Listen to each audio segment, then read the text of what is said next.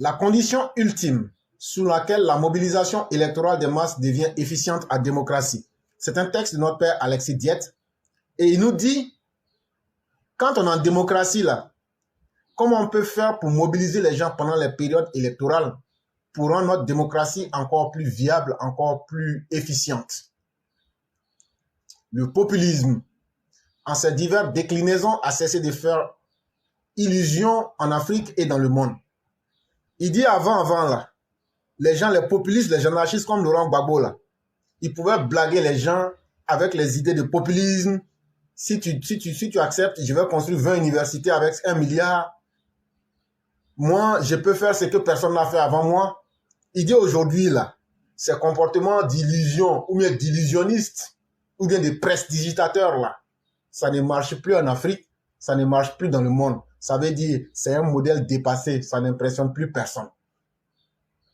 En démocratie, l'efficience de la mobilisation électorale partisane des masses, la capacité de cette mobilisation à rallier la majorité du suffrage des urnes dépend toujours de la qualité du bilan, de la crédibilité du discours politique, du programme et du projet sociétal partisan aux yeux des masses.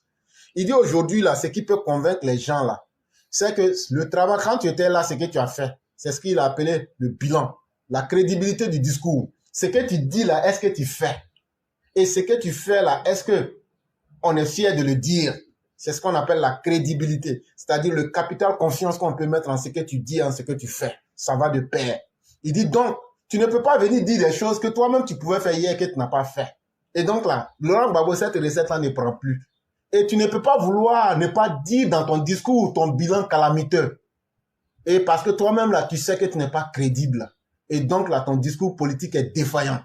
Et surtout, il dit encore un autre fondement, il faut que tu aies un programme, un projet sociétal, c'est-à-dire un programme de société que les gens regardent et ils disent, oui, nous là, ça nous arrange.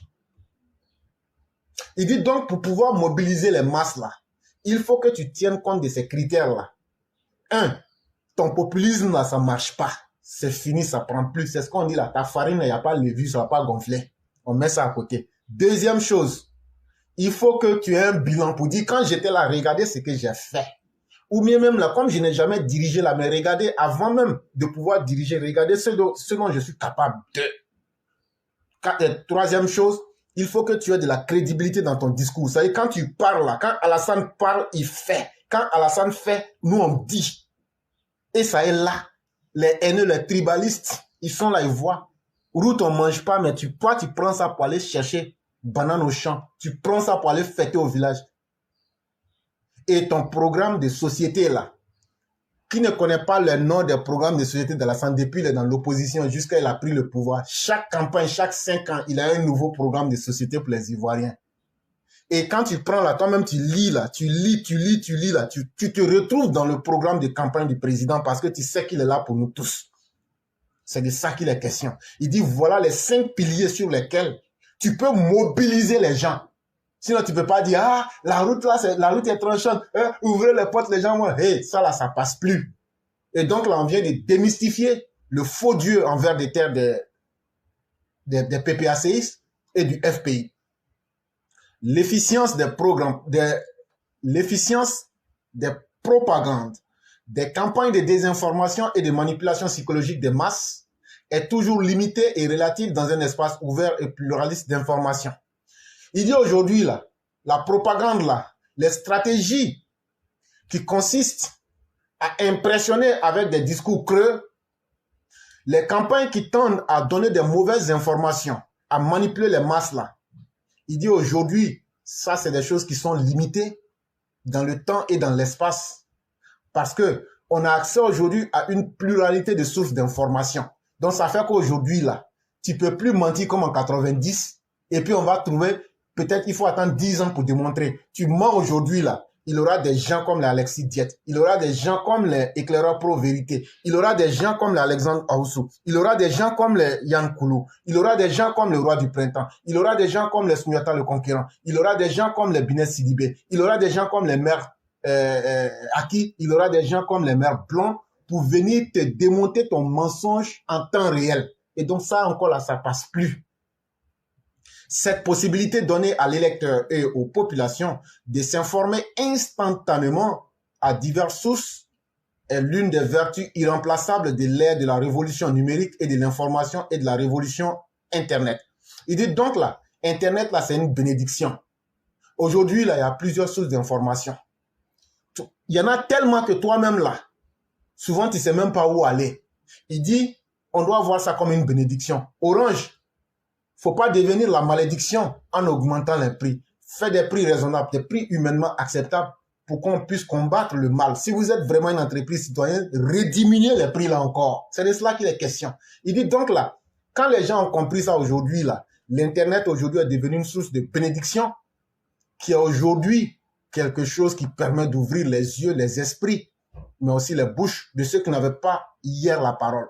Hier là, nous autres, on ne pouvait pas communiquer, même si on savait, parce qu'il fallait aller regarder nos télévisions nationales. Mais aujourd'hui, grâce à Internet, là, que les gens le veuillent ou pas, là, l'Internet est devenu même une source de communication plus rapide même que les moyens traditionnels de communication. Et donc, il faut que le gouvernement actuel s'implique à rendre beaucoup plus efficace ses communicants ou sa communication sur la toile. C'est chose vraiment très importante. Cet aspect ouvert permet à l'électeur de faire des recoupements critiques et de choisir ses représentants et ses dirigeants à l'aune de ses intérêts bien compris.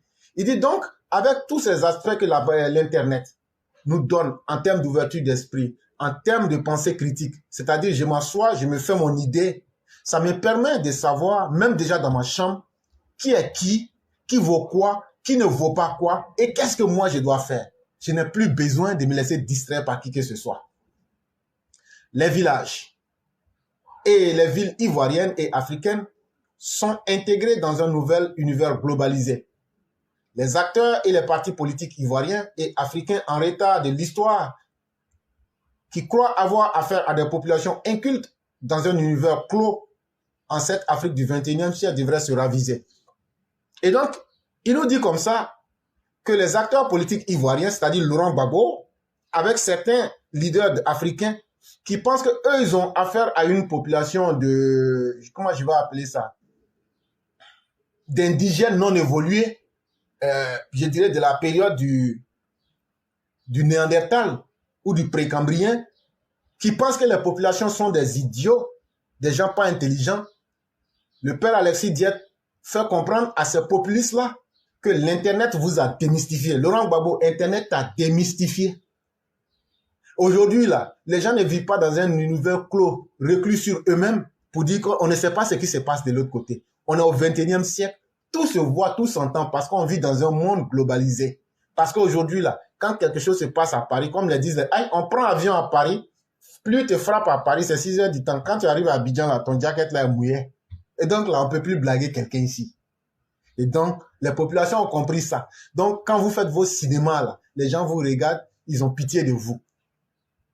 L'échec électoral est le destin fatal d'un parti et d'un acteur politique qui se présente devant les électeurs les mains vides en termes de programmes de société, avec le boulet d'un bilan calamiteux ou avec un discours de haine et de guerre civile qui effarouche et effraie les électeurs. Il dit donc, tu vas constater que quand le populiste Laurent Gbagbo ou la momie vivante, à peine vivante de Daoukro, Henri Konan Bédié, se présente devant ses électeurs, ils n'ont d'autre choix que de leur vendre le vide, le vent. Mais qui a une fois vu quelqu'un vendre une parole vide? Qui a une fois vu quelqu'un venir vendre la poussière à ses propres partisans? Quand on est incapable d'assumer son bilan qui a été calamiteux, quand on est incapable de dire qu'on a échoué, comme dans le cas d'Henri Konan Bédié, on se réfugie dans les discours de la haine. Hier, j'ai posté une vidéo. Ceux qui disent que éclaireur, vous êtes violent, vous êtes ça, allez regarder cette vidéo-là. Et puis venez me dire, vous trouverez même que nous sommes des enfants de cœur. Mais vous allez comprendre une chose pour les personnes intelligentes. Nous, on est là toujours par anticipation. On vous avertit largement en avance. Il dit donc ces personnes-là, incapables d'apporter un bilan, ayant été démystifiées par la globalisation du monde et l'Internet, ayant été incapables de dire ce qu'ils ont pu faire, comme on a dit en amont, ils se réfugient dans les discours de la haine pour ainsi créer les conditions d'une guerre civile afin d'effrayer les électeurs. Mais ça ne nous inquiète pas. Parce que militairement parlant, l'état dans lequel nous vivons aujourd'hui est un état sérieux. Et l'armée aujourd'hui s'est donné une carrure là. L'armée va pas accepter de salir son nom pour tomber bas. Et donc là, Laurent Gbagbo a tenté par tous les moyens. Il a amadoué, caressé l'armée, interpellé. Il a tout fait, ça ne marche pas. Et donc, il faut inciter les djihadistes du Mali à pouvoir prendre nos soldats en otage, énerver les soldats. Ça aussi, ça n'a pas marché. Mais tout cela, c'est grâce à Internet. En tout cas, en partie. Parce que la communication qui s'en est suivie, imaginez-vous s'il n'y avait pas l'Internet, ce qui s'est passé là. Ça risquait de mettre le Mali et la Côte d'Ivoire dans une guerre, mais ça risquait aussi de créer de l'instabilité en Côte d'Ivoire aussi. Mais grâce à certains intervenants sur Internet, les gens ont pu clarifier le faux du vrai et détailler les choses en temps réel pour éviter que le populisme, dans ses diverses déclinaisons, puisse cesser de faire les illusions dans le monde et surtout en Afrique. C'est vraiment très important. Et donc là, les gens qui pensent que ceux qui sont sur Internet ne font rien là, et que c'est des gens qui viennent faire leur promotion là, sachez qu'aujourd'hui, quand on sait utiliser l'Internet là, ça nous aide énormément à sauver nos pays et à aider nos dirigeants même à pouvoir aider le changement des mentalités. Donc, continuons à faire ce travail-là, continuons à nous faire confiance, c'est vraiment très important.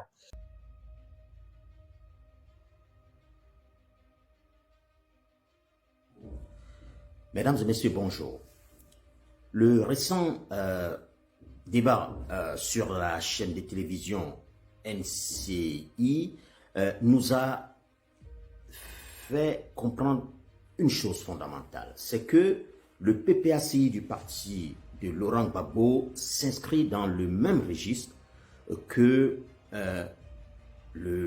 l'ex-Front National, aujourd'hui Rassemblement National de Marine Le Pen. Ce registre, c'est celui de la désinformation et du mensonge éhonté. Pour vous illustrer un peu le fait que le mensonge et la manipulation font partie de l'ADN du parti de Laurent Gbagbo, je vais vous lire un document qui est actuellement en circulation sur les réseaux sociaux, mais qui existait déjà depuis bien longtemps, ce document, et voilà ce que dit ce document. Ceci est supposé être une citation, un extrait d'une déclaration de Laurent Gbagbo. Il s'agit effectivement d'une de ces déclarations, puisque j'ai pu recouper sur tout cela. Voici ce que dit Laurent Gbagbo. Ce sont les moments difficiles qui font les grands hommes. J'ai appelé mon ministre de l'économie et des finances, Boum Boabré, qui a succédé à Mamadou Koulibaly. Je lui dis, est-ce que nous pouvons nous en sortir?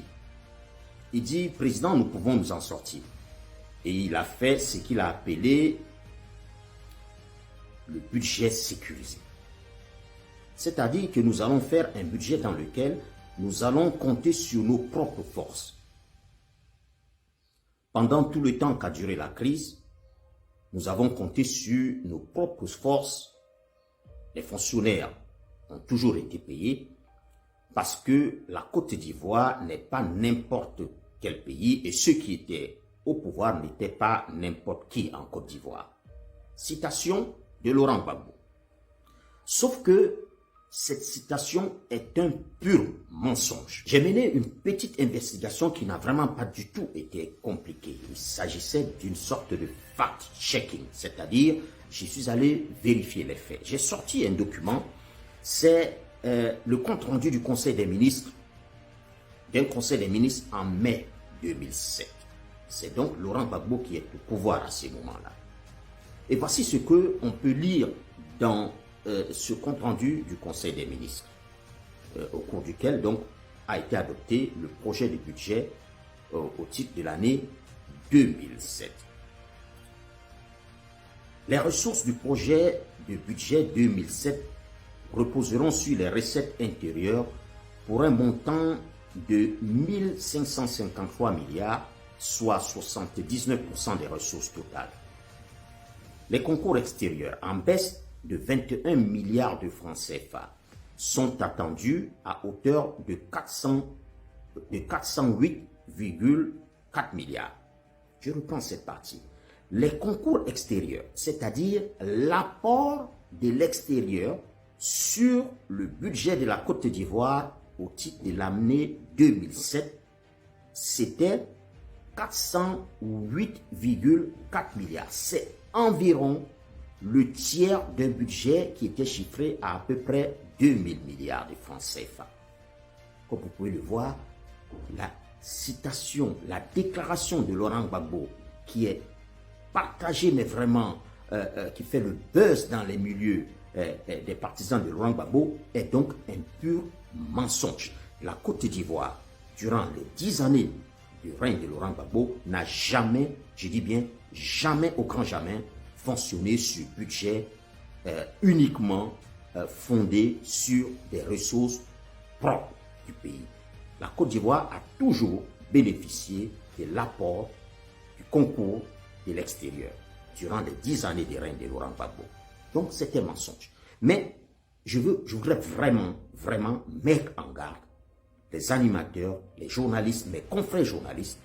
J'ai vu comment mon jeune et brillantissime confrère Ali Djarasouba a souffert au cours de ce débat sur NCI, qui a notamment opposé Koné Katinan et le ministre ivoirien de la jeunesse, Mamadou Touré, parce que tout simplement le confrère ne pouvait pas vérifier les chiffres et les sources qu'avançait Koné Katinan.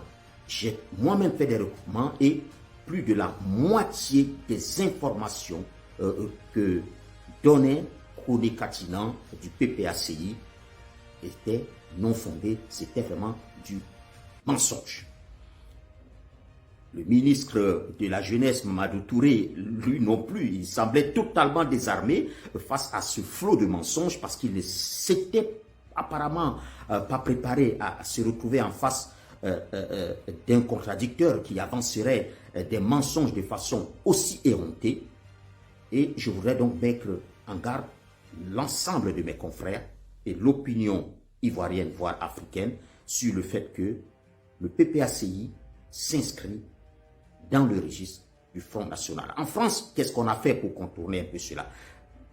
À cause du caractère mensonger des informations et des déclarations du parti de Marine Le Pen, on a mis en place, lors des débats en direct, un service de fact-checking qui pouvait revenir quelques minutes après sur des déclarations du Front National, aujourd'hui Rassemblement National, pour dire « Monsieur, Madame, telle information que vous aviez donnée était infondée ».